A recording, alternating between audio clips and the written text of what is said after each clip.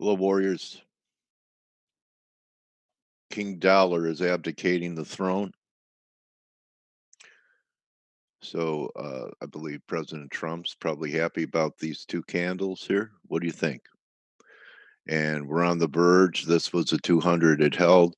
Really interesting. And it's not, looking backwards, 97.80 was really important. And that's exactly where the failing rally went to. So here we are, on the precipice of a breakdown. It's also bullish because Euro has taken over the leadership.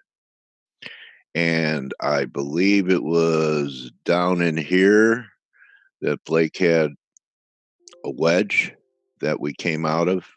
I think it was over 12.15. He was going with it. He talked about it pre-Fed yesterday during FACE. I tip my hat to you, Blake Morrow. Great call. Was looking for a weaker dollar, and we got it. In fact, the blog that we put out gave you a chance on that failing rally to position yourself for this. Some pretty talented guys here. So,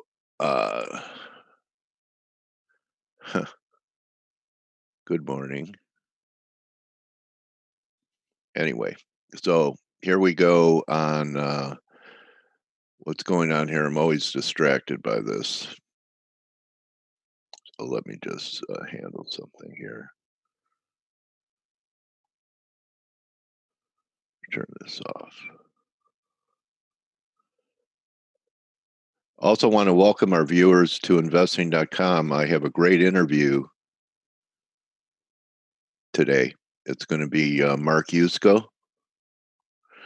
So Mark is well known in the crypto world, and before crypto even existed, did quite well in all the financial markets. He's a CNBC contributor, so I recommend you stick around for Mark. They're always very lively conversations, and Mr. Yusko does not hedge opinions. Okay, so he's going to tell you what he thinks, and it's not going to be if this, then that type of hedging opinions and market views. So looking forward to talking to Mark.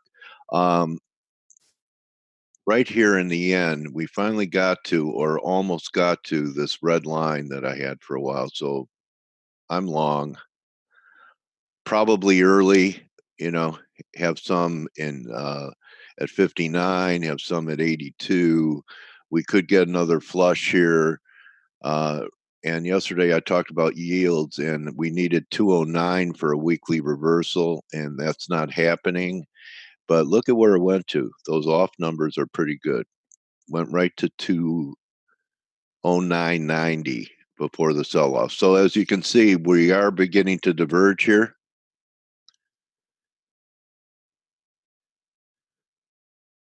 And if you look at the 30-year, it's not as weak as a 10-year, okay? Almost looking to leave a little island here, we'll see, but diverging. So I know it's a ice crack type of trade to bottom and top pick, especially a prolific bull market like the bonds, but I'm giving it a shot today in TLT. The way I look at TLT is we're going to be at new highs and we're not going to be confirming. So I'm looking at a Friday, Monday, Tuesday sequence for a high in the bonds, and hopefully, well, not hopefully, if I'm wrong, I'm wrong, some type of low in the yen. So in the face of a weak dollar, we'll see what happens here in US dollar yen, especially since the dollar looks like it's going to continue. And all week, Blake's been talking about it. Steve's been talking about it. Grega earlier on showed a move over 400 in gold.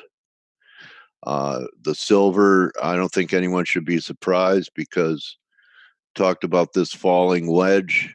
That breakout happened quite some time ago. Then we had another breakout of, I don't know if you could call this a cup and handle, and this being the handle, but we broke out at 1505. Gold's actually outperforming silver today. But this move measures, if you just take it from here up towards the wedge line. So we'll see. Sharply higher metals portend a lower yen. So that's the one thing that bothers me, because I can't short this stuff when it's has momentum like this. See the silver momentum? You might get a pullback, and the gold momentum. This is 1 hour time frame. These readings are powerful, 85. So you might get a top, but it won't be the top. And now you have everyone in gold, the whole world. I think it went to the weekly breakout on there, maybe even gotten above it. Let's see. Yeah, here's a green line. So we're actually trading above it. So I don't think there's anyone short gold anymore. I think a lot of the bears had to capitulate with stops over this high, stops over this high. And now you're going to start hearing calls for 15, 1600. And I'm going to go with Grega that I think he said 1420-ish. And I think that within a few weeks, this may end up being a false breakdown. But that's just purely conjecture. But when I hear it from guys like Grega and some other people I respect, that we will get the breakout. We should have follow through. We could have another $40 in it from where it's trading right now. So, you don't want to step in front of this kind of momentum. That's the bottom line. Okay. You don't short markets that are confirming price highs. Everyone with me? That's one of the major things I teach is when markets confirm in both price and momentum, they rarely turn except for, little minor corrections. And confirmed highs and lows tell you as a trader, you get a confirmed high, you should not be looking to short it. You should be looking to buy a pullback and see if the next high confirms or doesn't. Markets rarely peak when they're confirming the price with different momentum indicators. I just happen to use a real simple implicator, RSI. Okay, so Blake, great call. I think you probably had a good week yesterday. Yeah, That's it my was. guess. Yeah. Good morning. It Hey, was. buddy. It was good. Yes, it was All good. right. Well, and you know why it was good? Besides that, you're a decent trader. You prepped for it. You prepped for it. Okay. You knew what you were looking for before the Fed. You got what you were looking for during the Fed, and you planned it out. So aren't your best trades the ones that you imagine before they manifest, so that you're not analyzing, you're executing? You were ready to execute during face yesterday. Well, yeah, Hours before the Fed.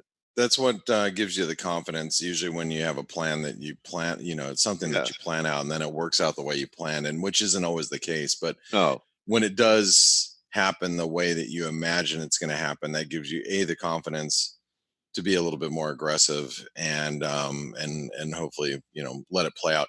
The problem was, and let me explain to you what the big issue was for me, and why I didn't make as much money as I should have or could have, is because the move didn't happen until Asia. Yeah, right. And that's the so I fuse. Yeah, I made some money yesterday, but I made a majority of it right after the New York close, and gold started to break out, and it started to drag all my dollar shorts up with it, and which is fine. But the problem is that in Asian trade, what I did is I took my profits, and because the last thing I wanted to do is go out in Asian trade at one level and then wake up the next morning. And, in Europe, a lot of times will reverse whatever happened in Asia. So I didn't want to put myself at risk of that happening.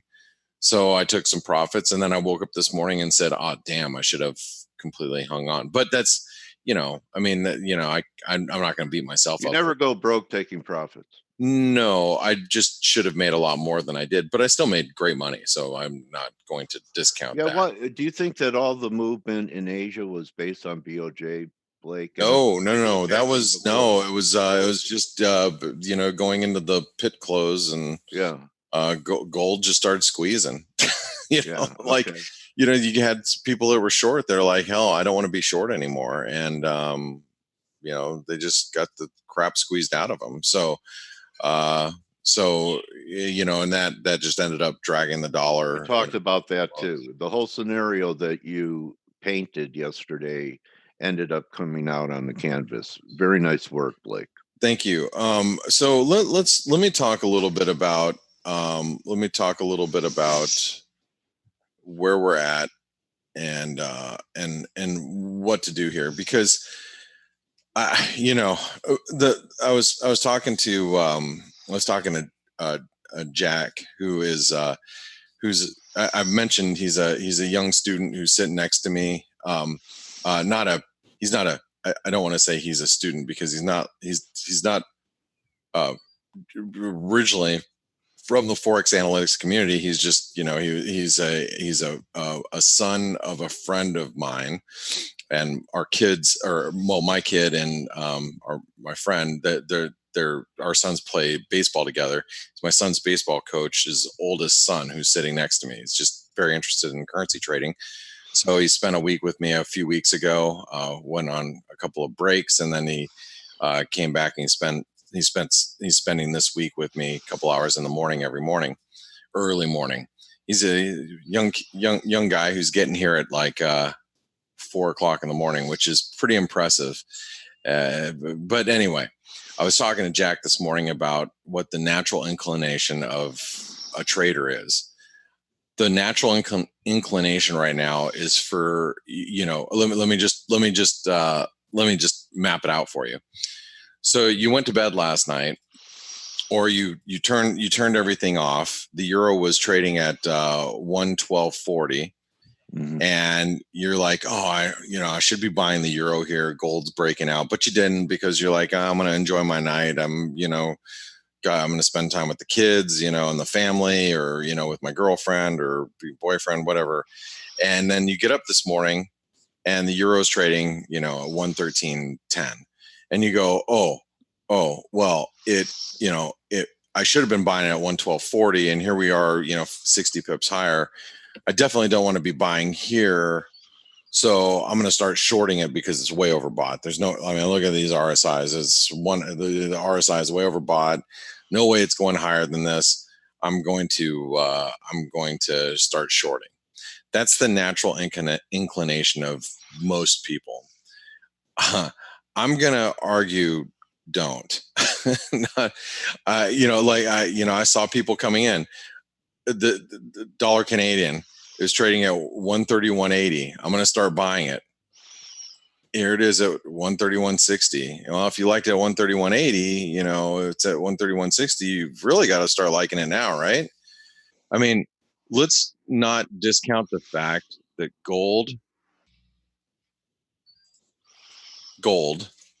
has been in how many year, Steve can tell me, how many year consolidation have we been in gold?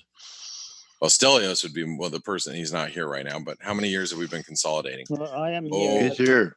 Oh, you're here, Stelios. How many years have you been waiting for gold to go He up? just came out of the water. Let me just ask you that. He just came Yeah, out it's of been the a while. He had hair when actually went to consultation. Oh, he had hair. That must have been at least 15 years ago.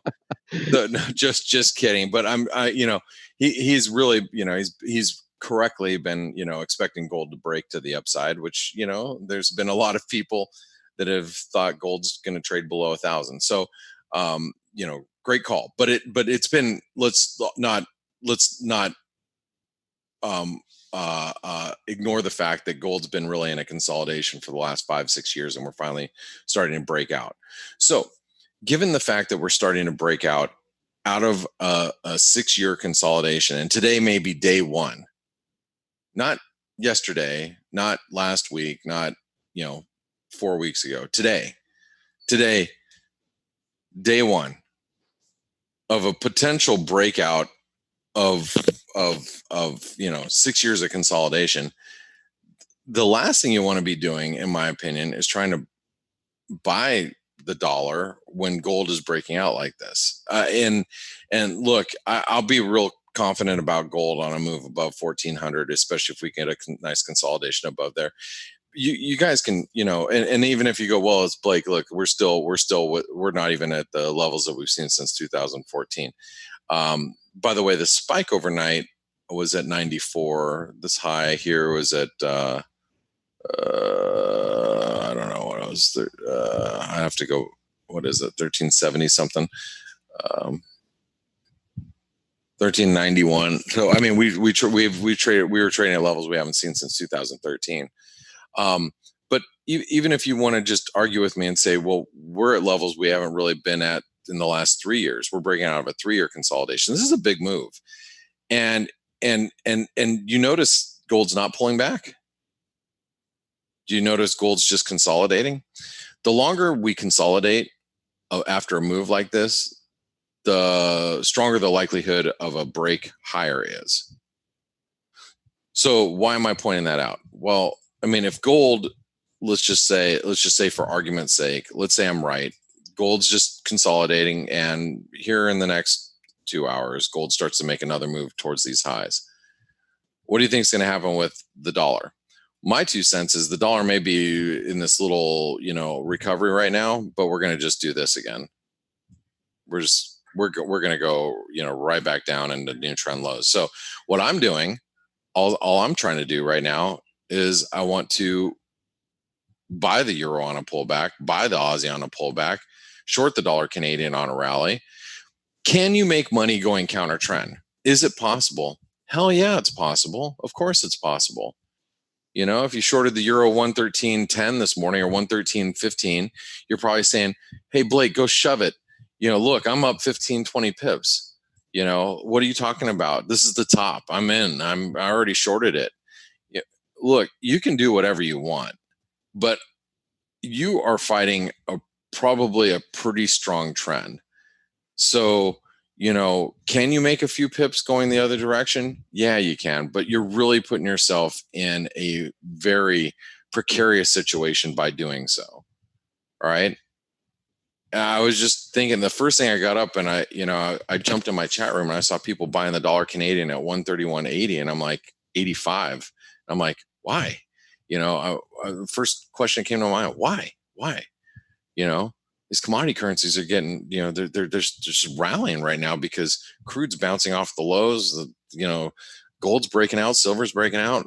Why would you be, shorting some commodity currencies right now when you got every commodity ripping, in anticipation of higher, inflation down the road? It's with all this more stimulus coming globally. It just doesn't make any sense. But anyway, but what I'm trying to say is you can make money going counter trend. Good luck. The safer way to trade, if you want to say that, is just going with the trend. Find some dips to buy.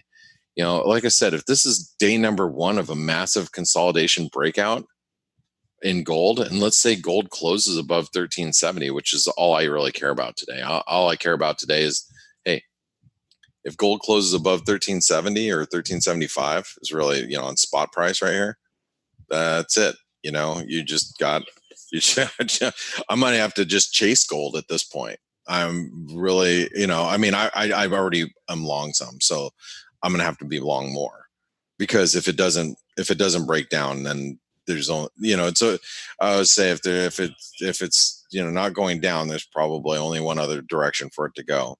And this is a big move, and we're going into the end of the week, and we close the end of the week closer to 1,400 in gold. You're going to have everybody and their mother's brother's uncle looking at gold, going, "Holy crap! I need to get on the train or just stand aside." And that's when these big moves start to develop. That's my take. Is you either get on board or get out of the way. That's it. You get on the train or just get out of the way, because it'll just mow you right over. So look, hopefully the comments I'm giving you, and I'm not, trying to bash anybody. what I'm trying to do is, keep you safe in a situation where things can get kind of gnarly. And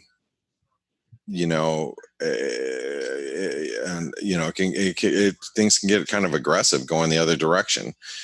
So anyway, I'm looking to buy Euro dips. I'm looking to buy Aussie dips, and I'm just hoping they can dip.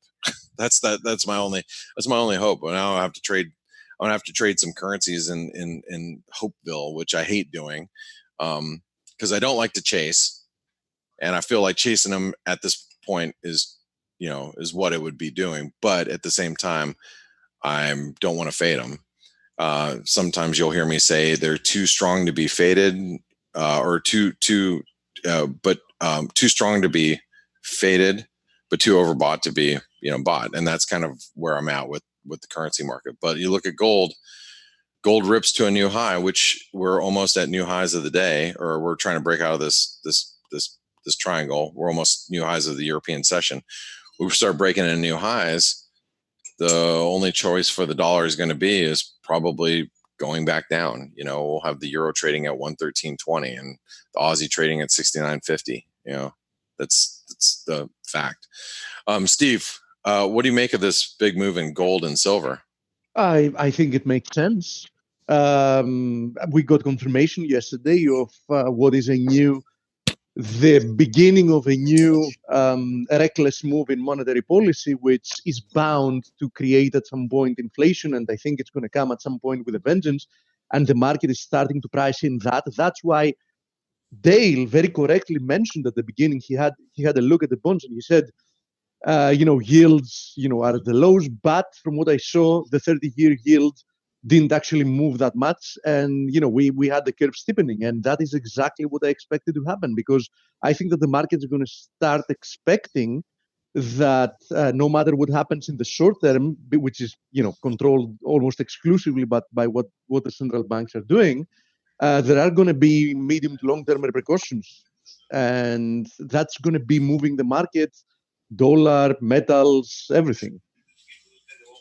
Yeah, I mean, I think this move in golds is a pretty massive move, Steve. I mean, it's a huge technical event. It is, and I hate being on the same side as Peter Schiff, for crying out loud, but I know Stelios is your idol. Yeah. Well, you know what, my 2 cents, just like Steve said very correctly, we have pretty much all major central banks going for more accommodation now. So I have this feeling where it's kind of like a deja vu from 2008. And I look at the Fed, and I remember back then I was aggressively lent in rates. So basically I wanted rates to go fast lower, and they did, and people were saying, but the curve is pricing 3 cuts already. What do you think is going to happen? And I was saying, I think they're going to be cutting 50 basis points at a time. And we know what the Fed is like. When things start moving and they think they need to do something, they are going to go fast. So yeah. I'm having this deja vu with that, and that's why I think metals are going to fly. And we have the ECBs doing the same thing. Actually, the only central bank dissenting is Norges Bank. Norges Bank. They hiked, and they indicated another one coming this year. Will they deliver that one? I don't know. But actually, it's one of the reasons yesterday I used the knock in the chat room after the Fed event. I wanted to choose something to be short dollars against, and I chose actually the knock. So today's Norges Bank. And it looks like you chose correctly, Steve. Yeah, as it seems. Yeah, yes. We broke, and it was a great call by you, by the way. So hopefully, I just want to say I hope everybody understands what I was saying regarding the dollar and gold and what's happening in the market. I hope that it's all making sense to everybody out there. And Steve made that call. Where were you when you made that call? When Steve made the call on the U.S. dollar Norwegian krona, I think he was. I think if I'm not mistaken, it was probably trading like right around 8. No, 6. I mean where was the pair at 8.70? No. Where were you? Where were you sharing that? In the chat room, as I said. Oh, okay, in the chat room. So how do people get into the chat room that are watching us? You know how to make a sales pitch. Who sells you better, buddy? So anyway, His wife. yeah, he's pimping them out. Listen, you Face is an hour of us sharing our stuff, but like yesterday in the Fed, if think about what you would have paid for a subscription and just that one idea yesterday from Steve. And I'm sure ideas were flying in there yesterday, Blake, weren't they? Did the There room were, I catch think, weak dollar and stuff like that? A lot of guys in the chat room. yeah, I think for the most part, people did really well yesterday. So, anyway, well, guys, I'm going to pass it over to you. Good luck today, and I hope my words don't fall on deaf ears. I hope it makes sense to you. You look, gold looks very bullish, and you have to just respect the fact that gold and the dollar have probably one of the best correlated relationships in the market, which means, if gold's going up, silver's probably going, or if gold's going up, dollar's probably going down, and so just be careful if you're trying to fade that dollar move. I'm looking to buy euro, buy Aussie on dips if I can get it. Goldfinger, he's the one with the Midas touch. My God. Ancient Greeks, Blake, used to say that smart people learn from other people's experience. Stupid people learn by repeating their mistakes over and over again. Yeah, so, that's true. Stop calling me names, man. All right, guys. Hey, I'm gonna let you go. I've really got to get back into the markets. All right, see you, Goldfinger. Bottom line, people are lucky enough to have people like Blake here. He loves only gold. Yeah, that has enough experience. 10 lifetimes. Yeah, he's been to a few rodeos. That guy. A few more than a few. I used to go and watch the gladiators in the Coliseum. How long I've been around.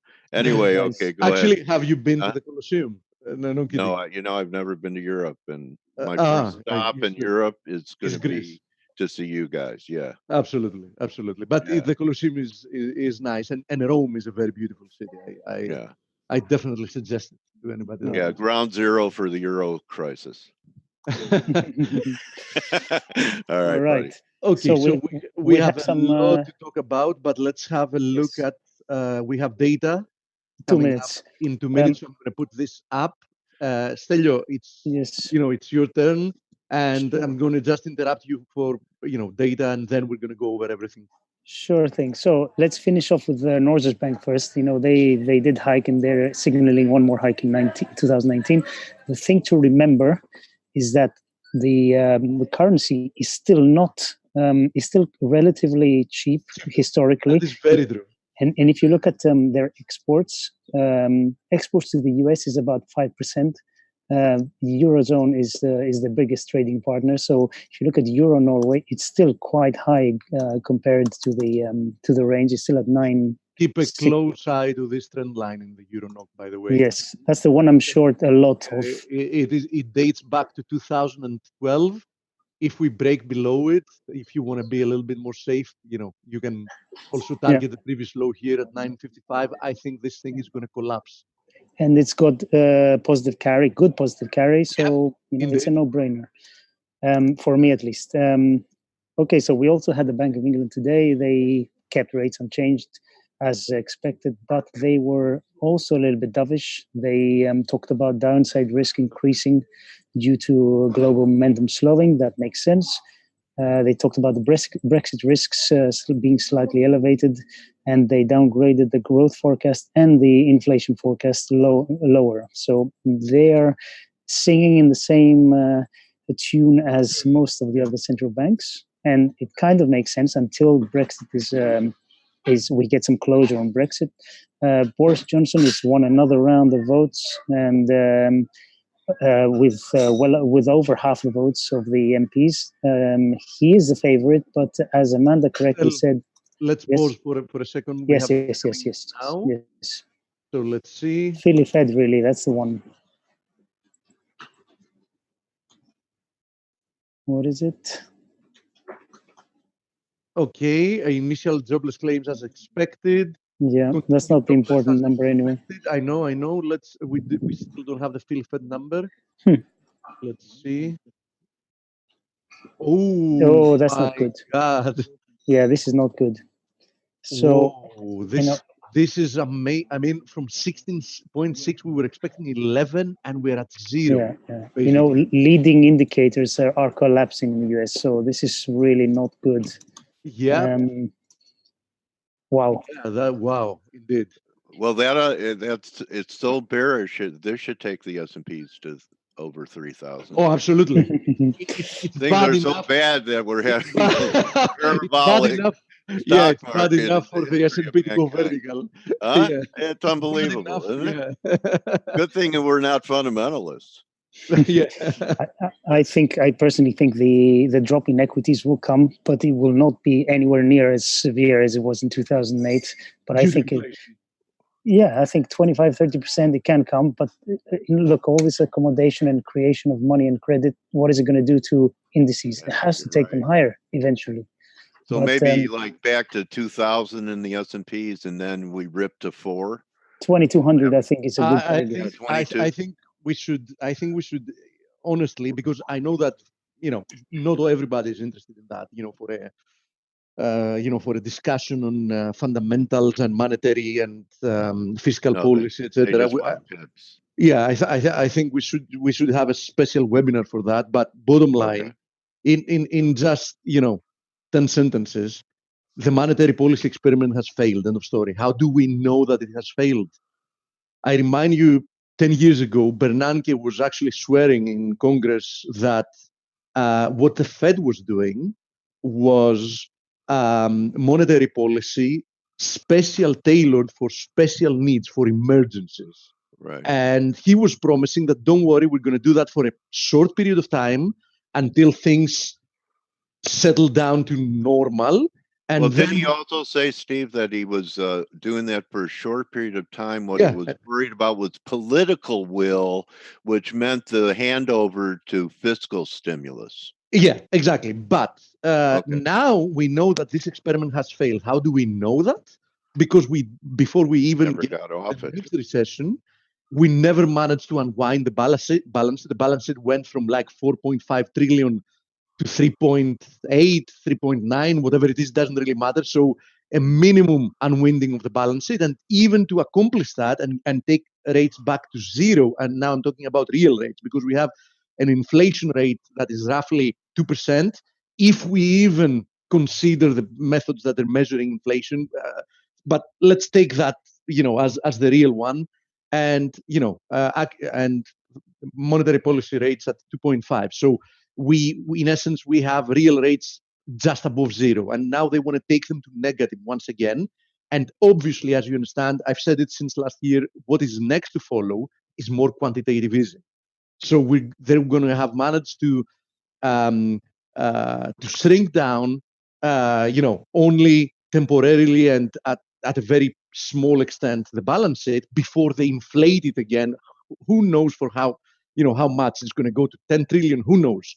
The US, and it's not an exception, of course, but we're talking now about the US because we had the Fed yesterday, is running record deficits, theoretically speaking, during a period of expansion, right? And in what Trump claims to be the best economy the US ever had.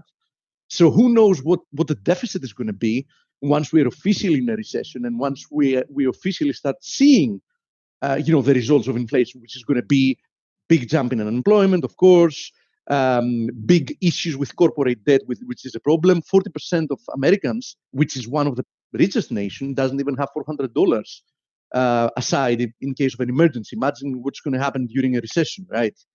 So, the other pillar of any expansion that we've been seeing during the past decades in developed countries, which is consumption, is also going to suffer magnificently. And the only thing they have in hand to do it is monetary policy. That's why now the MMTs has become so popular, because at some point they're going to have to do that as well. and they're just hoping that there is not going to be any blowback because of that. But of course there is, and we know what it is by looking back in the past. I mean, the 1970s are not that back, and I'm not going to even mention recent examples for other countries. I'm just going to mention the US. The 1970s are not that back. Okay. Yesterday there was a reporter asking Powell if they will change their inflation target to 4%. Where do you think this question came from?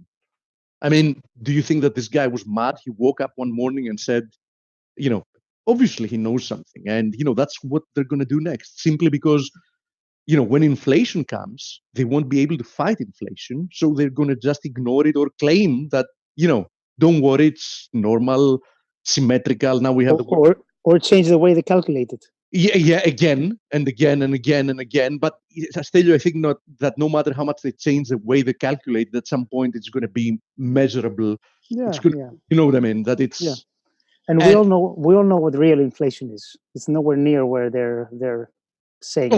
Oh yeah, absolutely. And then we're going to have huge social unrest, and that goes to the rest of the developed countries as well. Because what happens, inflation erodes away mostly the ability to live a decent life for people that are middle income and below, because rich people have assets and other stuff that can retain value much more easily. As you said, Stelio, the stock market usually responds to inflation, at least after an initial shock, by maintaining value, because many companies do have assets backing them, so they have book value, right? So when a company has buildings, etc., it's that has also to reflect the actual absolutely the actual real prices. But poor people or people middle lower income don't have such assets, right? And then you have huge social blowback. Anyhow, took more than I wanted. So let's go back. Stelio, did you have anything else to say before we go through the charts? No, we went through everything. I mean, the only thing I didn't talk about was the ECB, which was yesterday, and I wasn't on the webinar. But Draghi again, so one of the same, and dovish, and I just don't see how these people are going to contain this problem. It's we're supposed to be having a recovering economy for the past 8 years or 9 years, and they're having to go back to accommodation and zero rates or negative rates. It's scary. Yeah, it is. And as we said, there are going to be repercussions for that. Nothing is free. Yeah. Anyhow, okay. Back to the charts. Obviously, Euro, had a magnificent day yesterday. But as I was also writing in the chat room, my favorite here was the USD Swiss. Especially if you remember, I covered specifically the USD Swiss yesterday on this webinar, saying that it's very well positioned because we had this beautiful pennant here, ascending wedge. You can call it whatever you want. In essence, it was a continuation formation, as you see. Very nice RSI divergence as well. As you know, always the target in such a case is a full retracement, which we did get. 98.50 was my target, and we're exactly there now. Do I think that's it? No, I don't. I don't. I think that we might have some kind of a short-term reaction, and Blake mentioned it as well. Undoubtedly, I mean, sell the dollar rally. Now, there is one last line of defense that the dollar bulls are still holding, barely holding once again, which is this ascending channel. I'm showing it to you on the 4-hour chart. Yesterday, we also saw the equivalent channel on the daily chart. So we're still barely holding this ascending channel. So it is literally the last line of defense, technical defense, I mean, for the DXY. Do I believe that we're going to hold again and rebound from here and go to new highs? No, I don't. I believe that, we might even break down today. Even if we don't, best case scenario, best worst, depends on, how you're positioned. We're going to do something like that. But I strongly believe that the current conditions favor selling dollar rallies. As Blake mentioned, there are a lot of people that are going to try to fade these moves, and they might succeed in making some pips to the upside. They might actually succeed. Am I looking to do that? Absolutely not. I'm not looking to do that. I'm looking to do the exact opposite. Now, even having a look at commodity currencies, the Aussie has broken above this channel. That didn't happen yesterday, but it produced continuation due to that. So it has already done a move here as well. Of course, it needs to do more for me to be convinced that it's the beginning of something. But definitely we're off the lows. Same deal here with the Kiwi.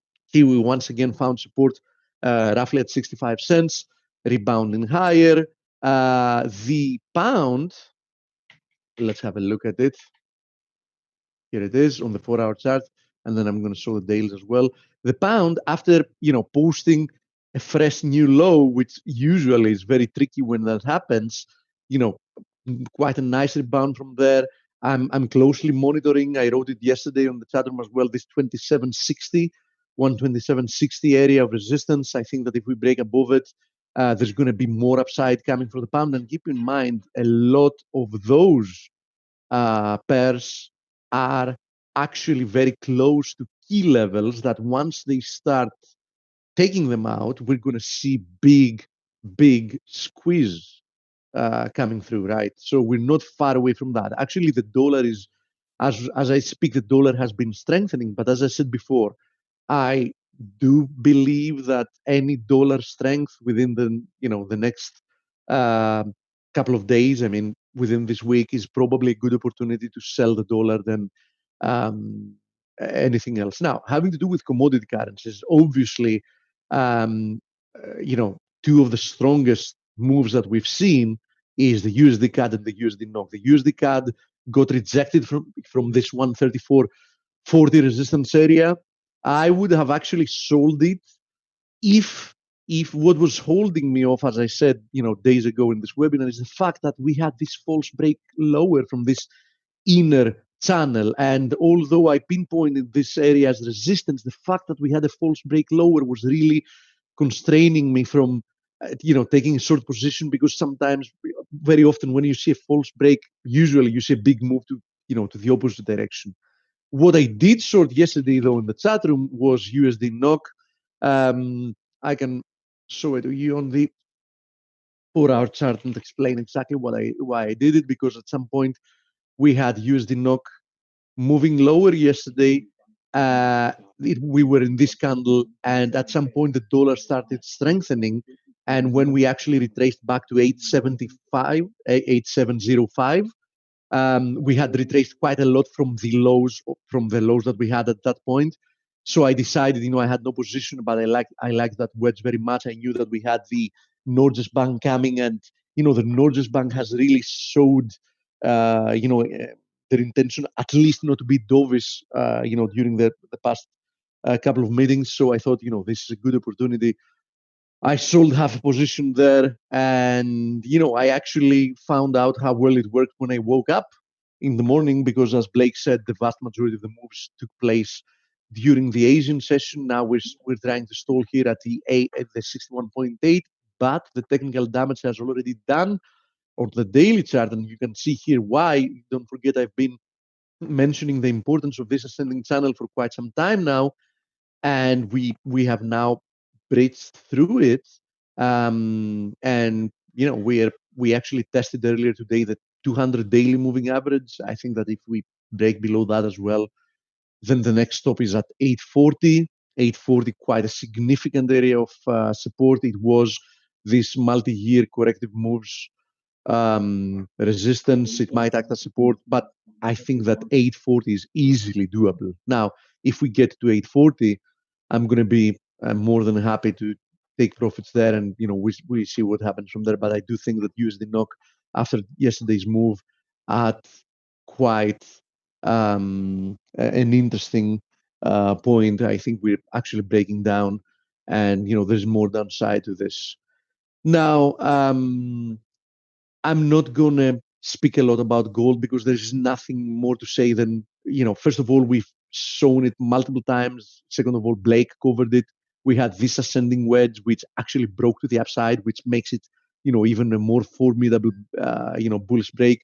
We almost made it to the first target I was looking for if we broke higher, which was the 161.8% extension of this corrective move lower, as you see at 1396. Now, the question is, where are some bigger targets we should be looking for? I think we should go back to the chart and look for them, but I think like 1425 is probably the next area to be looking for gold to hit. And as long as we remain above this like 1350, 1360 area, I would not try to fade gold. I mean, I'll put it as simple as that. Okay. Now, having to do with silver, silver is also recovering from this descending wedge. By why would I want to be involved with silver since gold is still overperforming? I mean, we've seen that gold has been overperforming for a period of time now, and until I see something different, my weapon of choice remains gold. For those that are monitoring the webinar, you know that I already own part of my portfolio is physical gold. Same applies to Stelios. So, I have a position in gold. And, if I see any decent pullback, I am also going to, buy gold in the market as well for a trade. Now, having to do with the rest of the metals, palladium breaching through that resistance, I told you since yesterday, I mean, it looks quite bullish. There's no question about it.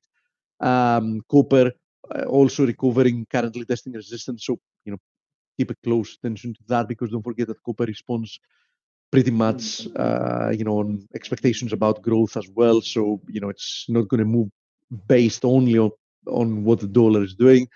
And one more thing, if you remember, we were talking about crude yesterday. I told you that, this might be a triangle, but, my exact words were that it's very, very hard pinpointing the nature of a corrective move. So, I wouldn't be surprised if we actually broke higher. So we have broken higher following, dollar's weakness. But I'm still viewing this move mostly as corrective. I do think that crude should be sold on any given, reversal. So, for example, I would be keeping my eyes on this 57, 50, $58 area. If I see this area being tested and getting rejected, of course, it depends on the structure of the recovery until that point. I will most likely be selling crude, once again. We know that this was not a triangle anymore, by the way. That's a given, but we don't yet know the nature of this move. Okay, so, we have to remain a little bit patient. I'm not looking to be buying dips in crude though. Okay, I'm looking to be doing that for gold, but not for crude. For the same reason, more or less, that I mentioned about copper. Okay, crude response is very sensitive to growth expectations. Don't fool yourselves. The Fed is not about to cut rates and go into monetary policy lunacy because they believe they have a strong economy and they just want stronger inflation. They're doing it because they're very much afraid that the economy is slipping into a recession. Okay, so that should tell you a lot. S&P all-time high. Yeah, no surprise there. Costas mentioned it a few days ago, and I told him, he said, 2960 by the end of the week. I told him, yeah, sure, why not? And, why not higher? Even 3,150 wouldn't surprise me. But I have to mention something. I've shown it multiple times in the past. I do pay very close attention, and I respect very, very much this Andrews pitchfork that I've had on my charts for years. Every time we retest the outside trend lines of this pitchfork, we fail, and we fail, spectacularly. So once we get back on this trend line, because this is the 100% trend line of the pitchfork, and that one, the outer ones are the 200%. Usually those are not on a chart by default. I've just put them. That shows that the market is very, very frothy, and usually that's when you see big reversals. You can see it here, you can see it there. If we zoom back, you can see it there. Every time we usually approach the 100% line, we get rejected. we've made it a couple of times to the 200% one. One of them was this mania phase that we had at the end of, at the beginning of 2018, at the end of 2017, and then almost repeated 1 year later. Okay, so I do believe that at some point, now the market is very happy about, central banks stepping in, pedal to the metal, once again. But I do believe that this part is going to be over at some point. Now, would I be betting against it, just randomly? No, absolutely not. Okay, I wait to see for some kind of a signal. At some point, the market is going to stop ignoring what it has been ignoring for such a long period of time. And when that happens, there's going to be a lot of downside. Until that happens, you need to keep respecting the trend. If you remember, I shorted the S&P a few days ago. I actually made the pattern play as well. That worked out quite beautifully. And I'm not looking to be short again. Not imminently at least. So I do think that indices are in buy the dip mode. If you remember, I've had a constructive view for the past several weeks, both for the S&P. This was clearly a corrective move lower, and the DAX, which is indicative. Okay, as you see, the DAX has been breaking above this channel as well. I see more upside coming. I mean, as simple as that. From a technical perspective, there is no reason to be trying to fade these moves as we speak. Same thing with the FTSE. You can see it here, clearly a corrective move, a pennant here. We're breaking higher. You can see upside targets.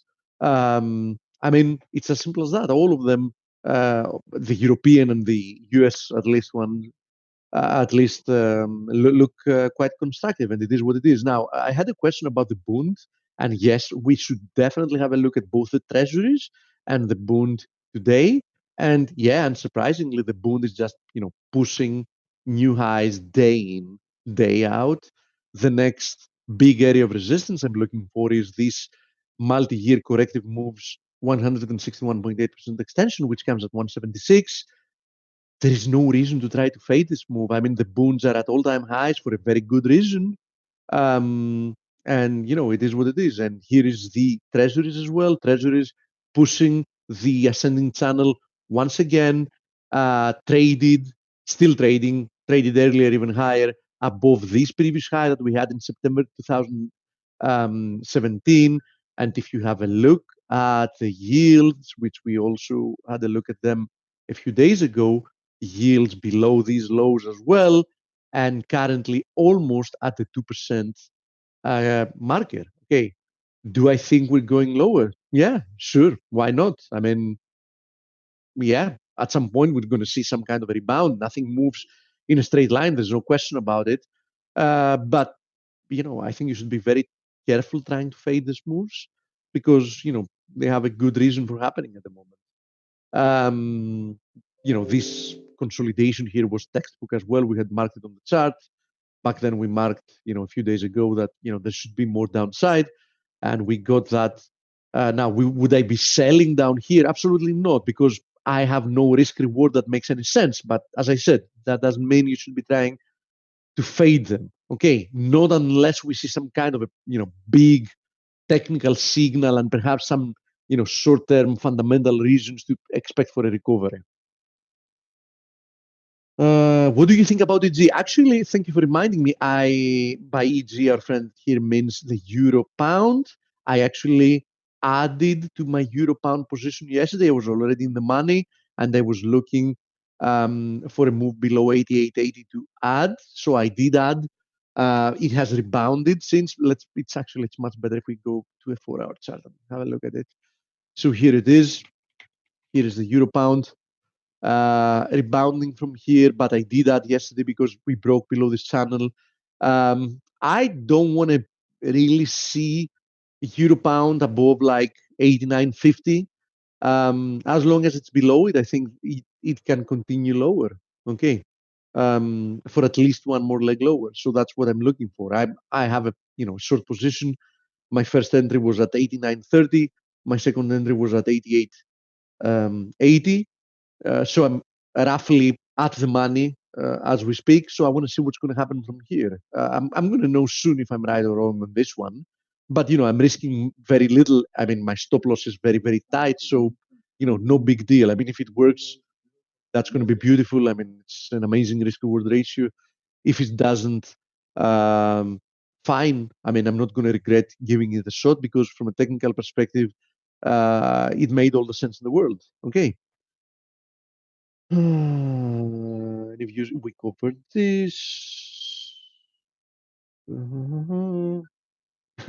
Forex Gal says QE4 forever. Yeah, looks like it. It's not going to be forever. At some point, this whole concept is going to collapse and they're going to have to do something different. But yeah, if it was up to them, that's how it would be.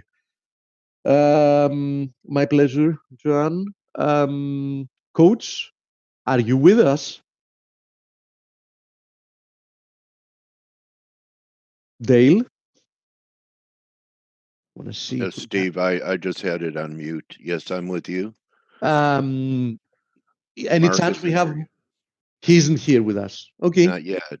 I wouldn't have a problem starting with Mark earlier because I would like to discuss with him and comment a little bit on what he thinks about monetary policy now, because we can start, with, discussing yesterday's developments before we go, into whatever he has in mind of discussing. I know that he's definitely going to spend some time talking cryptos. I'm not on board with that, but Well, feel free, Steve, to ask him whatever you want. You could. I welcome you to co-anchor this interview with me. Mark is always a very nice. But he's aware of it. I've emailed him. I've tweeted him, so he'll be here. No, I have no doubt. Oh, he is here actually. Oh, I just.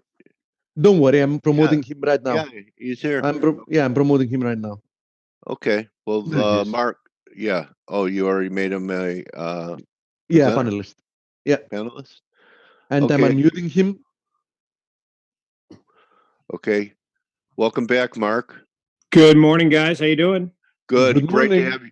Great to have you back, Mark. This is your kind of board. Are you going to be screen sharing at all? I certainly can if you tell me how to do that. Okay. In the panel that you see when you mouse over, I think it should be at the bottom of your screen at the moment. The screen you see, the Zoom screen. There is yeah, exactly.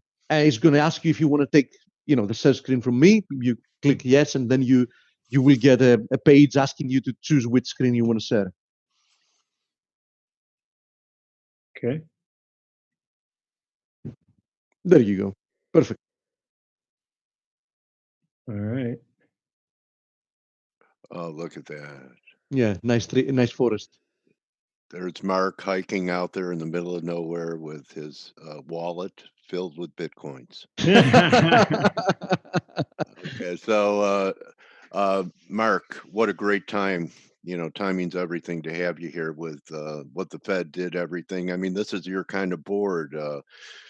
Perhaps the resumption of a bull market in Bitcoin, dollar beginning to break down. I know that's been a theme of yours for a long time. The only missing element so far would be lower stock prices, as the Hopium is generating another charge. Looks like new all-time highs in S&Ps are a layup.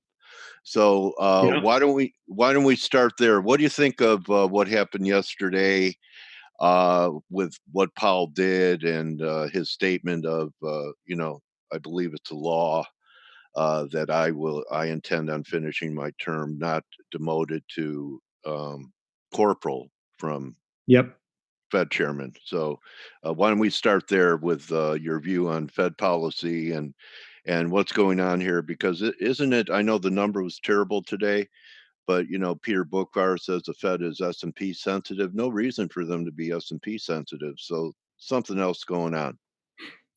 Yeah, look, I think there's so many things going on. You bring up many of them in the sense that, the whole idea of Fed independence has been called into question. Now, there are some that would say, the Fed's never been independent. They just seemed more independent because there was more opacity as opposed to transparency. I don't know about that. I feel like the Fed clearly in the last few years has become much more sensitive to overall markets as opposed to just focusing on their two primary mandates, inflation and employment. I think they've always been somewhat cognizant of what was going on in the markets, but I really do believe that the race to the bottom, as I call it, is going on fast and furious, and it's this whole idea that everybody is cutting rates, everybody has low interest rates, therefore weak currencies, and that's the only way to win in a world of a shrinking pie is to devalue your currency and get a bigger piece. Okay, so I want to start with I took over the screen here. Yep. Because I wanted to show you what's happening. I know what's happening in yields, and just today's action. When you look at the 10-year compared to, if you see the 30-year, the 10-year is weaker. Look at the bonds the 30-year hasn't given up hardly anything. It may have bottomed last night in Asia.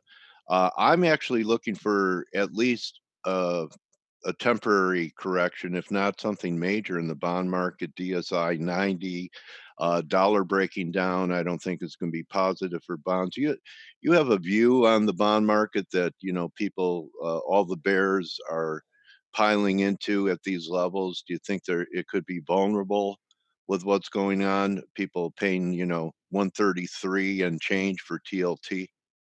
Look, I have talked about this for a number of years that we're in a lower for longer period, and we're in a QE forever kind of environment. And what's interesting is we know the game plan. We know how this is going to play out, because all we have to do is go to Japan and look 11 years ago into what they did, and then fast forward, and Europe is 9 years behind Japan demographically. The US is 11.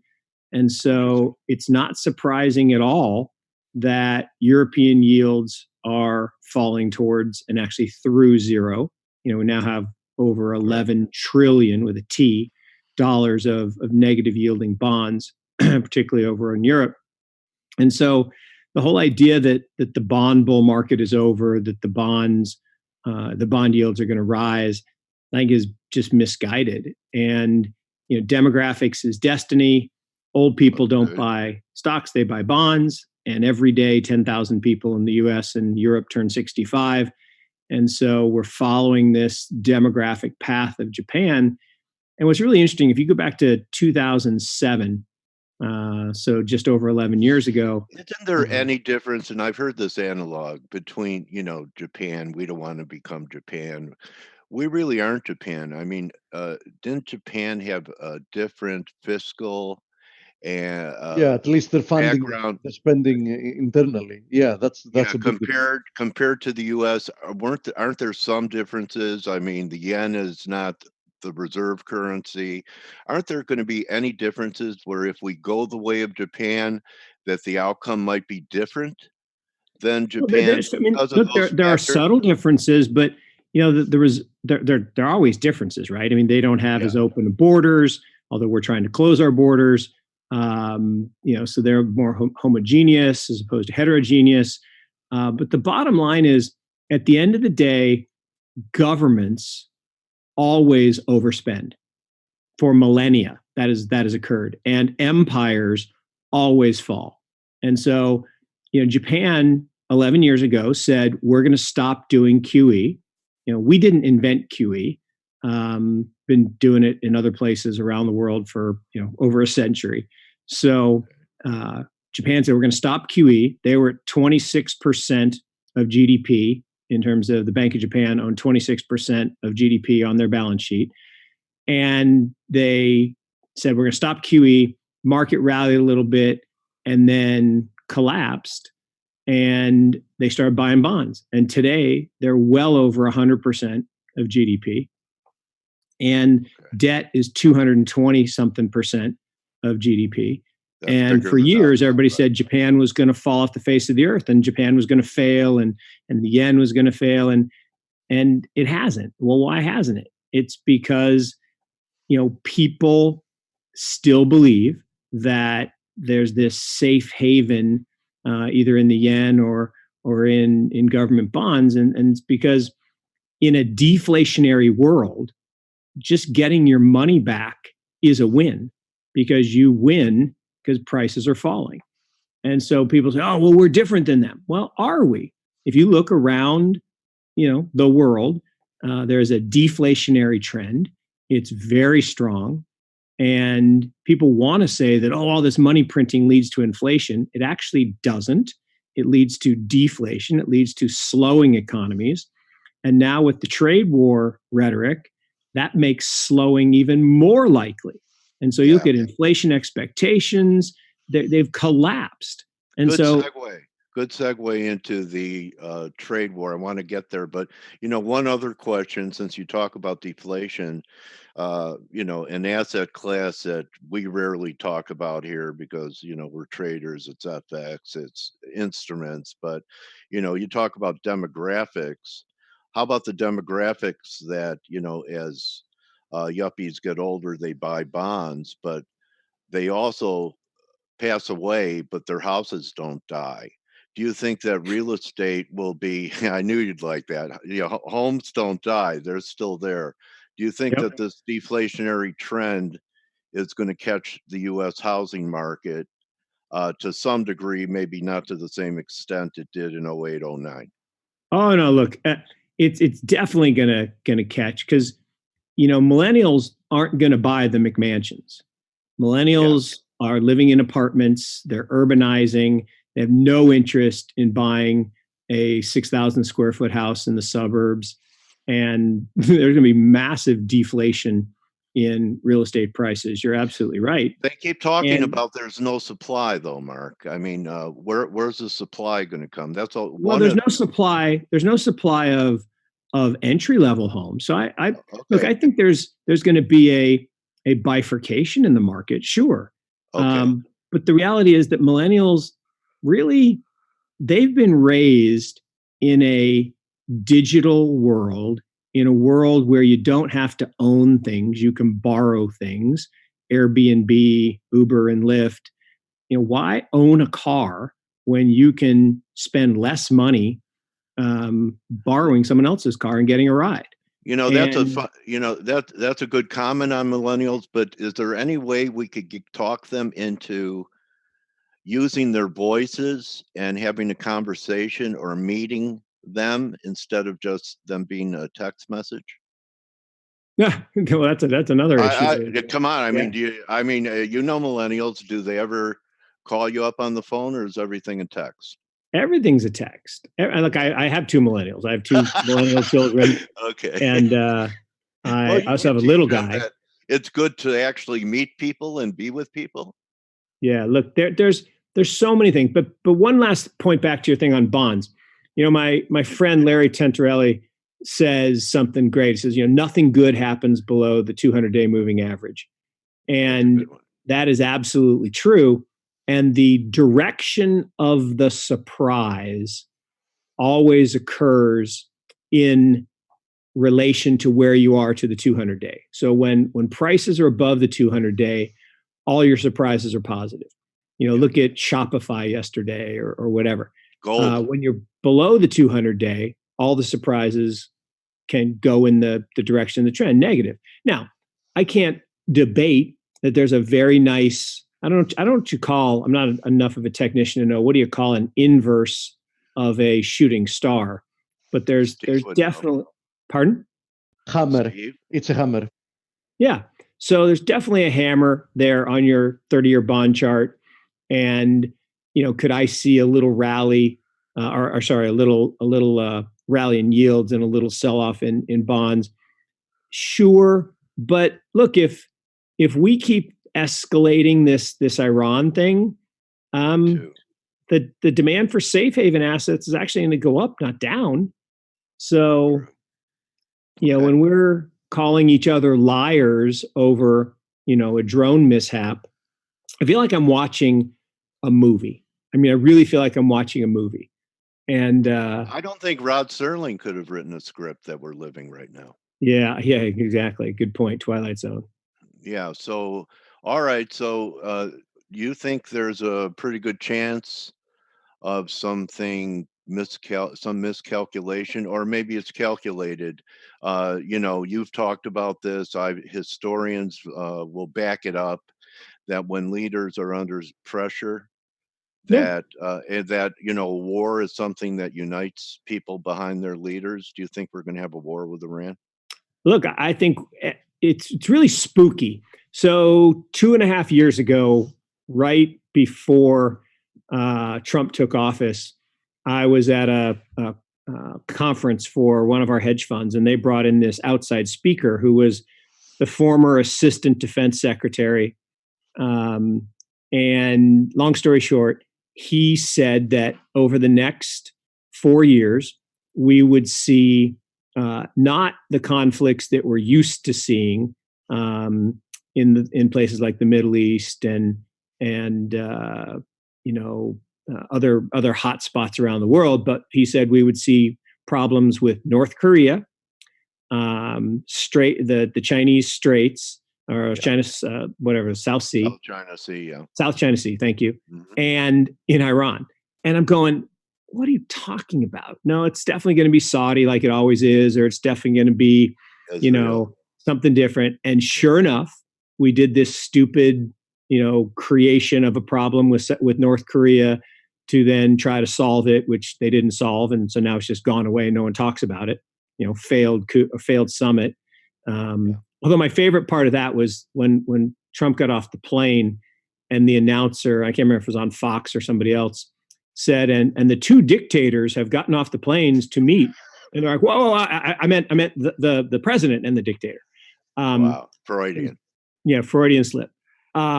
So now here we are with Iran. And look, two things happen. When economies get weak, historically, surprisingly, or maybe not surprisingly, if you're believe in this theory, which is what do? You go to war, because war is really, really good for economic growth. You get to blow up a bunch of bombs and drop them in the desert, and then you get to build them back up, and it's great for defense companies and great for employment. And so, look, Russia did this a number of years ago. They were going into a wicked recession after 2014 oil price crash. And what'd they do? They started dropping bombs in the desert in Syria, and magically their economy recovered. So, okay, all right. So yeah, we have to be alert to so many different pots bubbling on the stove right now. Steve, I know you had some questions you wanted to ask Mark vis-a-vis economic issues. You want to go and do that now? By the way, just a short comment. I mean, what Mark mentioned about wars and how they boost reported growth, and I'm saying reported growth is it comes to the question, not to the question, to what I want to say before I ask, is obviously there's this bad misconception, which I know that Mark doesn't do that. That you get a hurricane, that's good for growth. Why? Because we get to fix again what was broken, right? Yeah. But that doesn't actually increase the productive resources of an economy. Actually, it expands, part of the resources to just come back to where you were. So the same is true for wars. So this is another trick to do boost indeed the GDP in the short term, but does it actually make life better for people? Does it actually, improve the average citizen's life? No, it doesn't. It does get reported as GDP growth, but it doesn't add value to an economy. What I wanted to ask is, what do you think the long-term repercussions?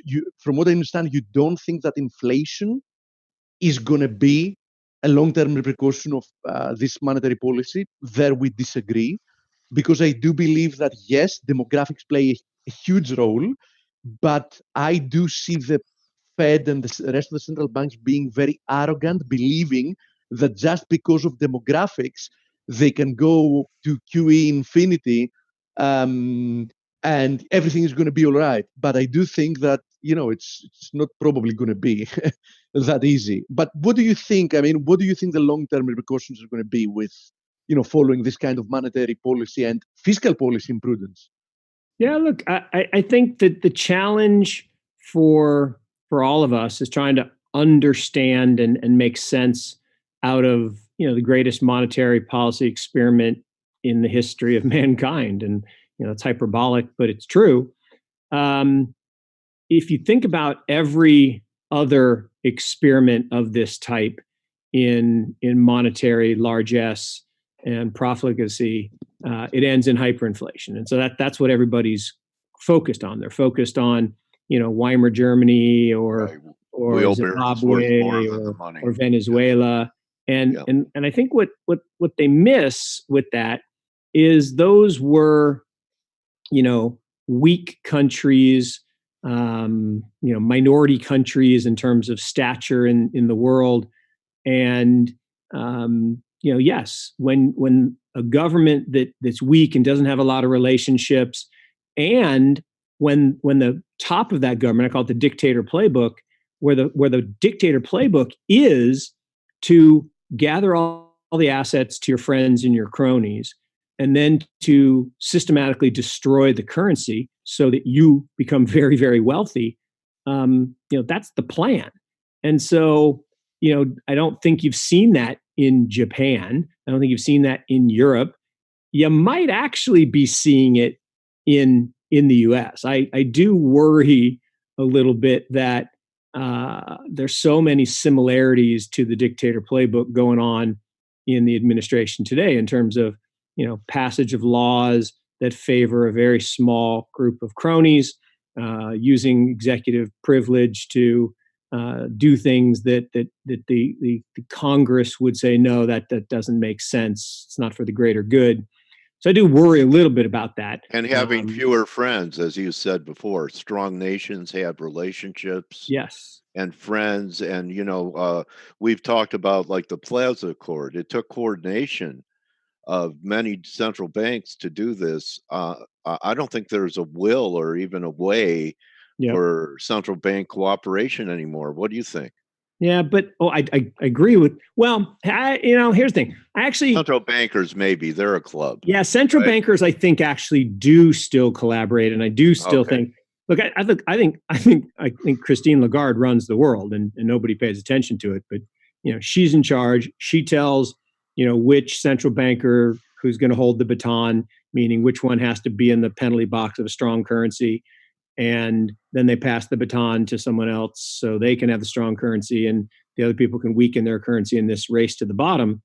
So I don't worry so much about the central bankers. What I do worry about is this notion that inflation can happen quickly because there's all these reserves that have been created sitting on bank balance sheets, and somehow they're going to get into the marketplace. And the reality is they just haven't.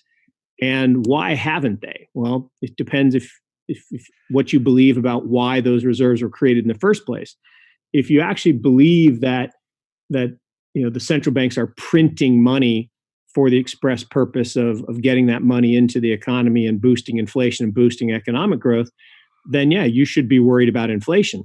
But if you take the other side, which I do, which is the only reason those reserves were created was to bail out the insolvent banking system after the global financial crisis, then you have a different view. And what you've seen is, loans have not gone out as quickly as people would have anticipated. Monetary velocity has collapsed down to depression levels like the 1930s. And I think we're much closer to a 1930s-esque economic environment than we are to a 1970s-esque economic environment. And I think when you line up demographics, economic policy, last time we used QE was in the 1930s. We tried to get out of it in 1937. I can make a very strong argument that we're exactly in 1937. Because the Fed was tightening then, right? Didn't they? They tried. They tried. Okay. And they failed, right? They tried to tighten 25 basis points. Think about that. They tried to tighten from 0 to 25 basis points. They triggered a 50% decline in the equity markets, Right. and they reversed and they went back to I zero. think the exact same thing would have happened if, in this occasion, when the Fed tried to hike rates, if it wasn't for expectations changing on the economy due to Trump being reelected and the fiscal stimulus that came with the taxes. I think that the Fed would be completely incapable of hiking even one or two times. Look, I said, I think we are exactly in a 1937 to the early 40s kind of environment, which actually quite frightening. Could it be both, Mark? The Quite first frightening. we experienced the 1930-esque type of environment, because people forget how long lag time is on Fed policy, and for the next several months, I don't know, maybe even a year, even if the Fed begins to cut in July, we're still into the effects of a few years of quantitative tightening, right? So, Absolutely, it's a really important point. Okay, so if they reverse, it could take a couple years before that stimulus plays through the system and starts to have impact. Well, think about it, right? People are reacting to the announcement that maybe in 2020 the Fed will cut, and somehow that's good for equity prices. But what they're ignoring is the fact that, David Rosenberg has a great quote that, all cycles die. You know how they die. The Fed puts a bullet in their forehead. The Fed put the bullet in the forehead of this economic cycle 18 months ago. And there's a 36-month lag, to exactly your point, Dale. There's a 36-month lag between fiscal tightening, monetary tightening and economic decline. And every single economic indicator, every single one, is rolling over hard and is going to slip into contraction here. And so what people are ignoring is the reason the Fed is going to have to lower rates at some point is because we're going to be in a recession. And recessions are bad for stock prices. They're bad for growth. They're bad for employment. They're bad for all these things. And it's amazing to me the just ridiculousness of saying, oh, but confidence is high. Well, of course confidence is high. Confidence is always high at the top. Or unemployment is low, or unemployment is low. Well, of course it is. It's always low at the top. And it's not different this time. And we're not in a new paradigm. And all this talk about, oh, well, they're going to be different because we have all these policy tools. We've always had these policy tools, and now we've abused the policy tools. But the bottom line is we restricted credit and monetary growth. So monetary growth slipped to sub 5% for the first time in decades. And Raoul Paul has this great chart, and he's tweeted out a number of times. And it basically shows a near perfect 36-month lag between LIBOR and economic conditions and GDP growth. And LIBOR spiked 300% 18 months ago. And we're 18 months away from a trough in a recession that's going to be a doozy. So. Okay. All right. So we've, Steve, you have your answers for Mark? No, because we shifted the topic. Nothing is free, Mark. So what do you think are going to be the long-term repercussions of such an imprudent, monetary policy? Look, I don't think it's going to be inflation. Okay. I don't see inflation because I don't see the velocity of money rising, and I don't see demand for credit rising because an aging population doesn't start new businesses. They don't invest. They don't buy. People who are 65 to 85 save, and occasionally they travel and stuff, and that's great. But the average 65 to 85-year-old is not very productive. The way we define productivity, 45 to 65-year-olds are very productive. 25 to 45-year-olds are not productive either.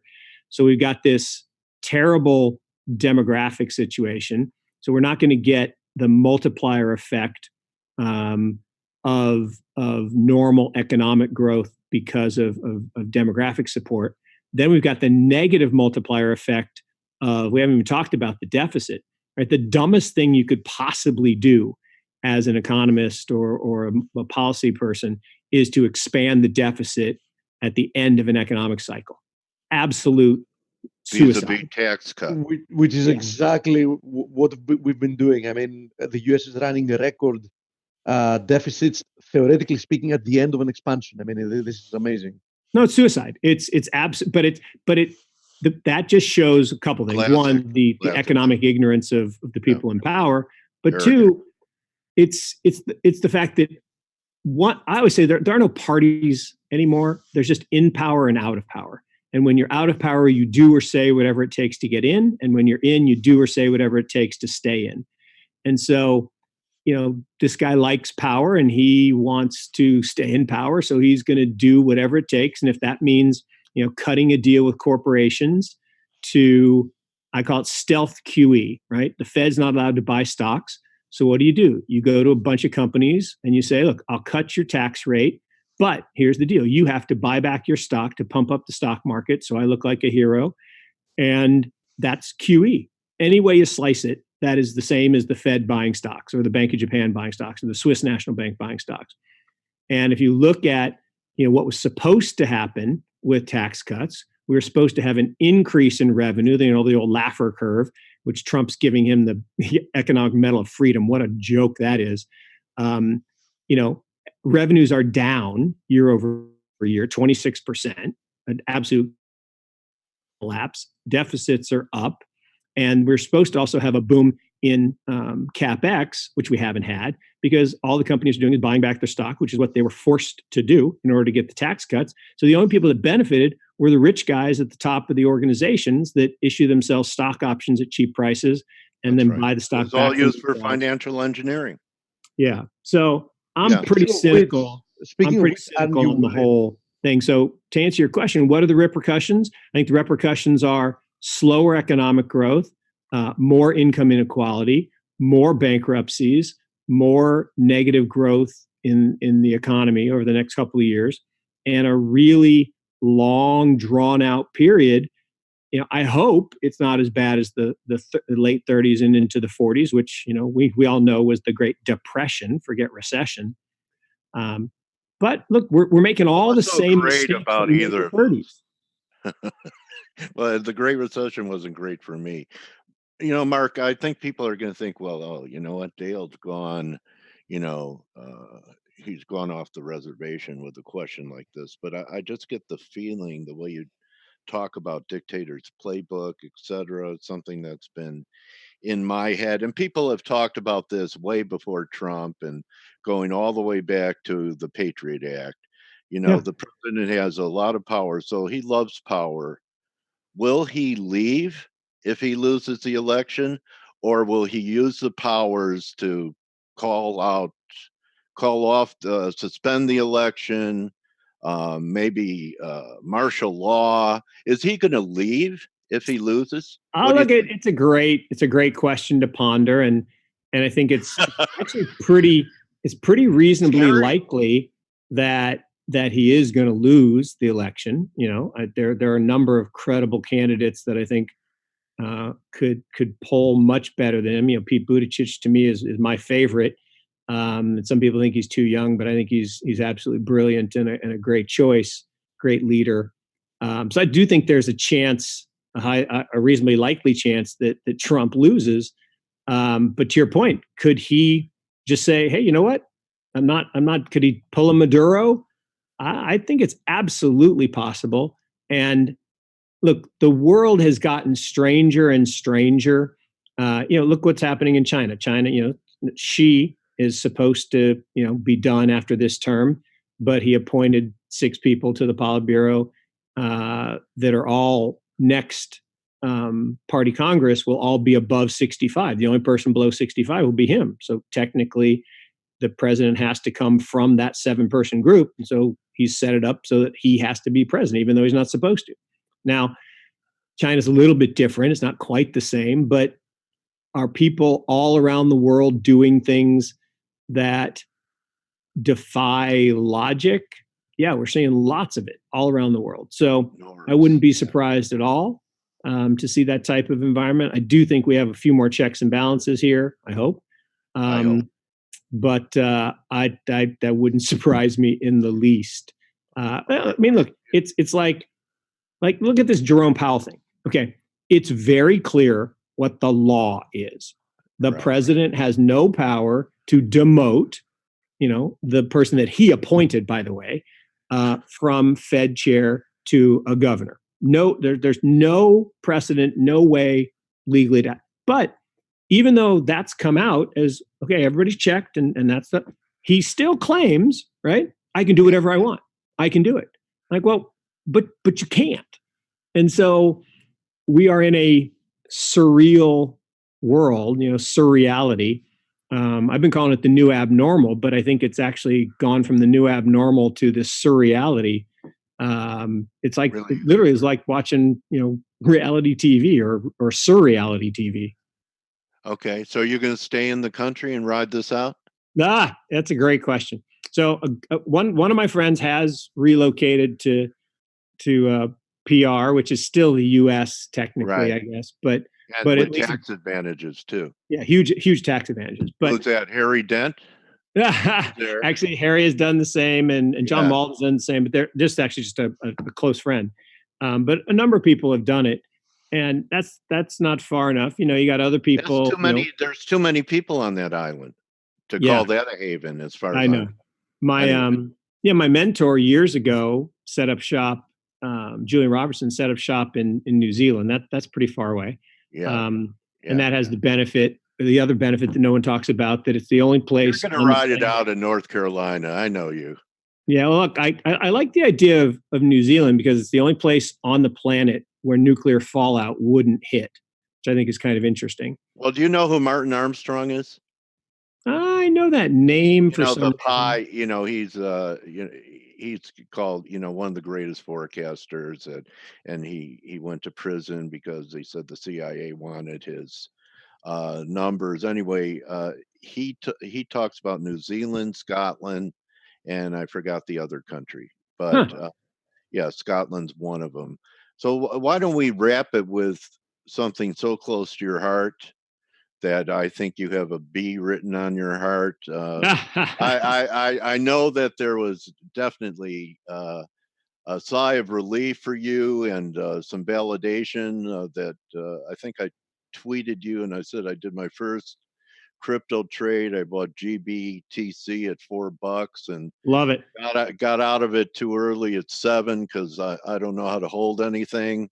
But to me, this looks like it could be resumption of a bull market and we'll take out that 18,000, or I would love one more break. You see the chart I have up there? I'm showing the someone I interviewed talked about a ghost month in August, and the Asians are real big in it, where they don't trade as much, and maybe if things are under pressure into the fall, there's one more pullback in Bitcoin. But I'm assuming you're looking for the high at the end of 2017 to be taken out. I mean, I believe that we're in a long-term bull market in this asset. And the reason is because we're in a race to the bottom in all the other global currencies. And what people forget is, if we put up a chart of Bitcoin, just Bitcoin, right? Yeah. No, daily, weekly. No. Your chart's fine. But if you just put up a chart of Bitcoin, which doesn't exist, right? One Bitcoin equals one Bitcoin. So it would just be a flat line at 1. Oh, okay. Every time we put up a chart, it's relative to something else. And so if the chart that you show right there, the ascending line, right, is Bitcoin relative to the dollar. And what that's showing us is not necessarily Bitcoin getting stronger. It could be that the dollar is getting weaker or dollars getting less valuable. Less confidence in it to hold it. So there's all kinds of nuance anytime we talk about, because if you look at the price of Bitcoin in Venezuela or in Zimbabwe or in Argentina, it never even had a bear market. You go all over Latin America. Bitcoin prices never had the bear market that we all experienced relative to the dollar last year in 2018. So it all depends on kind of where you are and what you're crossing it against. And so what I find, I tweeted this out the other day, is if you take the long-term gold chart, like the super long-term 140-year gold chart, it looks spooky, just like the Bitcoin chart. I mean, from the 70 and 80% declines, from 1980 to 2000, gold fell 70% and was down for 20 years before it resumed its increase. And there's all these gold bugs out there saying, "Oh, well, Bitcoin doesn't work because it's got such volatility." I'm like, really? You mean different than gold's volatility back in the 30s or back in the 1860s? Or, I mean, stores of value are measured in centuries and millennia, not in months and weeks. And so as we think about this as digital gold and we move from an analog world to a digital world, the demand and the use for this asset, I think, is just going to rise. And so to me, I always say price is a liar, right? Price is the indication of what two people will exchange some unit of value or some number of units of value. So the price of Amazon at $1,900, that's not the value of Amazon. That's the price that two people will trade 100 shares. So 93.04 is just the price at which someone will trade a Bitcoin from one person to another. But that's not the value. The value of a network or a system follows Metcalfe's law. And Metcalfe's law says that as we increase the number of users of a network, the value of that network rises. And so you think about Apple wasn't very valuable. When there was 10 iPhones, still not very valuable. 1 million iPhones, more valuable. 10 billion iPhones, really, really freaking valuable.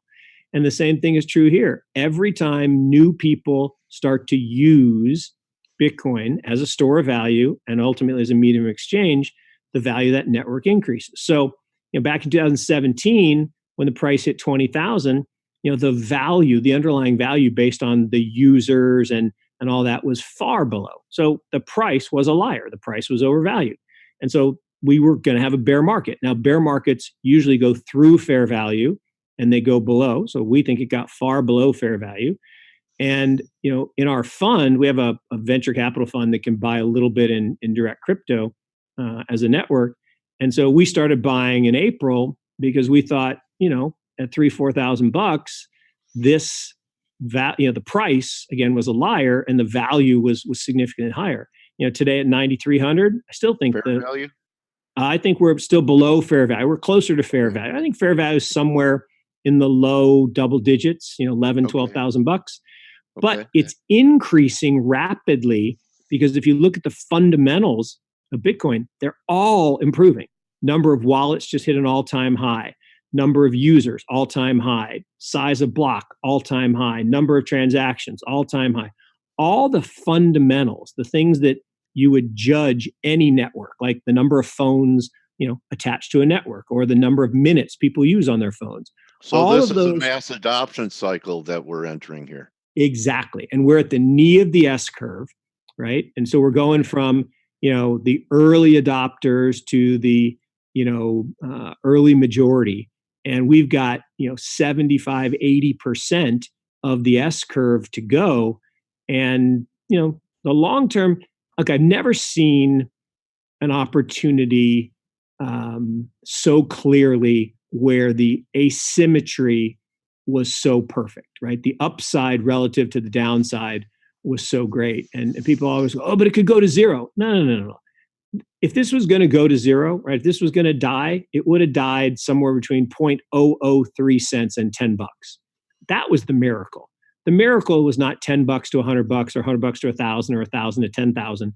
The miracle was, 0.003 cents in 2009 to $10. Yeah, getting off the launch pad. Once it got in through the atmosphere, different story. Okay. Yeah, and now we have the Lindy effect, right? Which is the longer something exists, the more likely it is to grow. And it's like infant mortality. Infant mortality, if you survive birth, right, you have a high likelihood of reaching a certain age. And if you hit 65, you have a really high likelihood of making it to 80. And if you hit 80, you have a really high chance of making it to X. And so the Lindy effect is in full force here.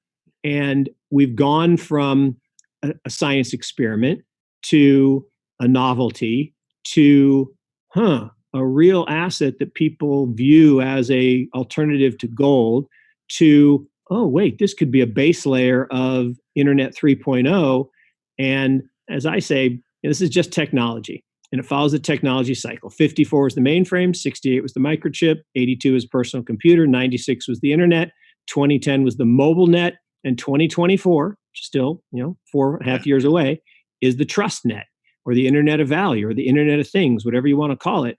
But that's going to be when every major company in the world will run on a blockchain, and the first trillionaire will be created from the wealth created from this, the same way that the first multi-billionaires were created with the wealth created out of the internet and the mobile net.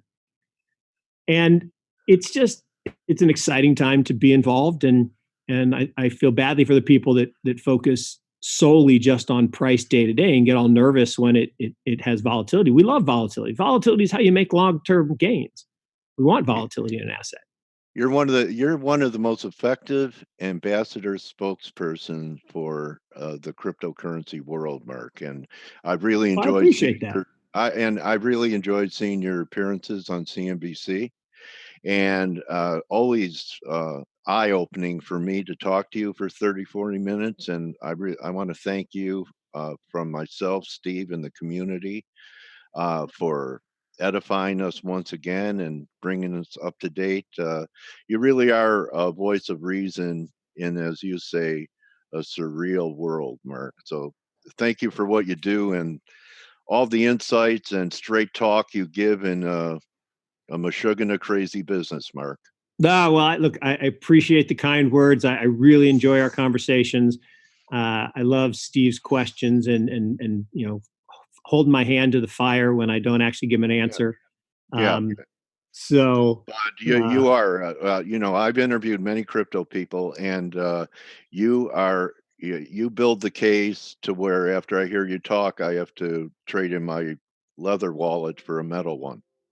Love it. Well, we'll do it together, and we'll be able to enjoy our golden years with our Bitcoin hoard. So okay, and let me know where you go offshore, okay, buddy?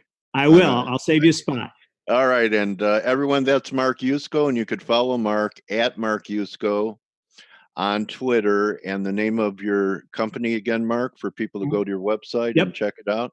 Yep. So it's Morgan Creek Capital, Morgan Creek Capital Management. We also have a subsidiary, Morgan Creek Digital, but you can find us at morgancreekfunds.com or morgancreekcap.com. And at the morgancreekfunds.com, there's direct links to what we do on the digital side as well. Okay, I wanted to ask you, do you guys have any projects that you have going on? I'm bringing up your website now, Mark, that retail investors could get involved in as far as I know you handle managed money. Is there anything a guy with, say, 25, 50 grand could do with you guys? Yeah, the only challenge for us is, because we deal in quote unquote alternative investments, we do have to be accredited investors. We're still subject to the accredited investor standard. I did, Jay from the SEC did say yesterday he is open to the idea of changing that. So let's all work on lobbying to get him to do that. So for people to get into this digital asset index fund, they have to be accredited investor. You have to be accredited investor, and we're working on that, trying to find ways to. We do have one. Well, actually, everything we do is either accredited or qualified, but we try to get as much available for accredited investors as we can. Yeah, it'd be nice to make it available for regular people that don't have 5,000K. I'm working on it outside of their home. I believe that's. I know. Yeah. It's we're working on it. We're lobbying hard, and I've always said that the accredited investor standard was not created to protect the less wealthy. It was to protect the more wealthy and keep them having all the good ideas.